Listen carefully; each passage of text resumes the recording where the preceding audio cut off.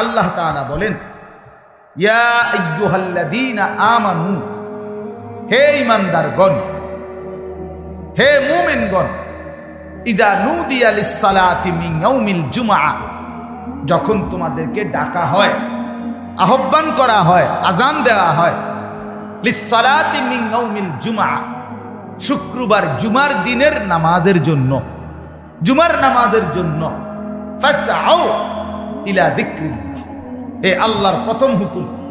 জুমার দিন আজান দিলে তোমাদের প্রথম কাজ, তোমরা সাথে সাথে আল্লাহর স্মরণ, আল্লাহর জিকির। এটার দুই অর্থ তাফসিরে লিখছে, এক হলো খুতবা আর এক হলো নামাজ। তোমরা খুতবা এবং নামাজ উভয়টা শুনবার জন্য জলদি ছোট, আর কোনো কাজ নেই, জলদি মসজিদের দিকে, আর দেরি করো না। ফাসআউ, এই আল্লাহ তাআলা বলেন সাথে সাথে ছোট, সাথে সাথে। ওয়াজারুল বাই'a, এবং কি বললেন, এবং বেচা কিনা, ব্যবসা, লেনদেন, আয় উপার্জনের যাবতীয় কার্যক্রম একদম ছেড়ে দেন। যালিকুম খায়রুল লাকুম, এটাই তোমাদের জন্য কল্যাণ।